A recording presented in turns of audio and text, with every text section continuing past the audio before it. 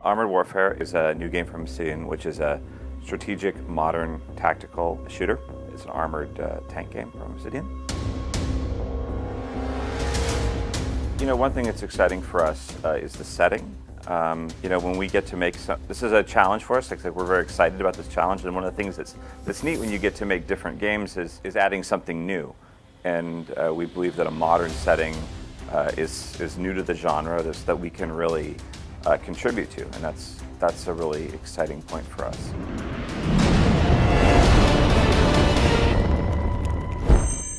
So there'll be a wide variety of countries represented in the game, but really in the modern world it's less about the specific countries the vehicle's from and more about the types of vehicles themselves. And so we'll be focusing on vehicles from everywhere in the world. So we've been experimenting with some different sizes. The first map that we made is the smallest one that we've tried so far, and that one is 1,000 meters by 1,000 meters. And as we started to experiment on that map and evaluate the speed at which modern vehicles move around and the view ranges that we wanted and the accuracy that the vehicles have, it felt a little too small. The next size up map that we've been experimenting with is 1,200 meters by 1,200 meters. Which doesn't seem like a big jump in size, but it's actually a 44% increase in the total surface area of the map from the 1,000 by 1,000 side. And so when we started playing on those maps, it felt a lot better. It felt like there were places players could go that weren't just sitting out in the open. They could hide, they could sneak around. We weren't just forcing everyone into a corridor to fight each other.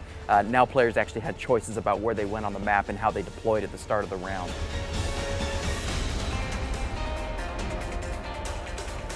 And so right now that's a pretty good size for our maps. We definitely intend to continue experimenting with larger and larger maps. But our initial roundup of maps will range from the 1,000 by 1,000 map that we made first and the 1,200 by 1,200 meter maps that we've been experimenting with since then.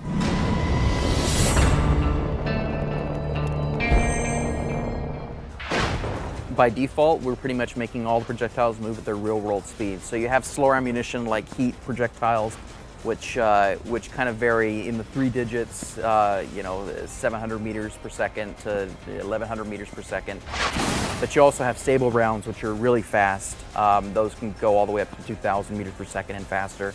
And in the game, they'll be moving at those speeds. One of the great things about CryEngine that we're using for Armored Warfare is that it's very good at rendering different types of weather. And so we've put a lot of work into taking advantage of that power in the engine. So that includes snowstorms, dust storms, rainstorms, thunder, lightning, and having all that be reflected in the environment. It even has the power to change the weather over the course of the map. So maybe the match will start off with weather in one state, and by the end of the match, the weather is in a completely different state. It could go from slightly overcast to a lightning storm, for example, over the course of a match. So this weather will then feed back into the gameplay, factoring into vision systems and things like that the players will be able to take advantage of.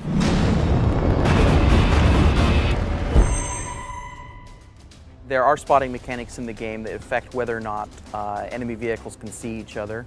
So you will not know where all the enemy team is at all times. If they're in cover, if they're hidden behind objects, you won't know where they're at. They're not completely visible 100% of the time.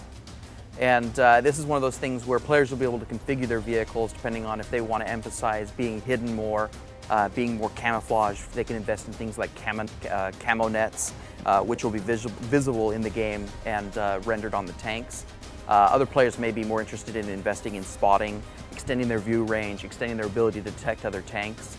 And that's a system that we'll probably discuss in more detail at a later date, but there is definitely a spotting system that players can take advantage of. Destruction of vehicles is obviously a core part of the presentation of the game. This is something that's going to be happening in every match. So this is another thing where we looked at a lot of reference videos where possible. We consulted a lot of people who actually have experience in these things and talked to them about what does it look like, what does it feel like, what does it sound like, and try to convey that in the game as well. One of the things that's important to note is that there isn't just one type of way that the vehicles can be destroyed. They might be disabled from taking damage to certain areas of the vehicle, or it's possible that the vehicle is set on fire and burns out. Or the worst thing that happens, of course, is an ammo cook-off, which is a catastrophic explosion that can send the turret flying up in the sky and is going to create a massive explosion. These different varieties of ways the vehicles can be destroyed will be represented in the game. You'll see parts of the tanks break off as they take damage. A lot of the looser objects that you see on the outside of a tank, like bags and storage lockers and things like that, can be blown up and destroyed by the shells of an enemy tank shooting at it. So you'll be able to see that type of destruction as well. Even though the tank itself hasn't been destroyed, the components on the exterior of it can be.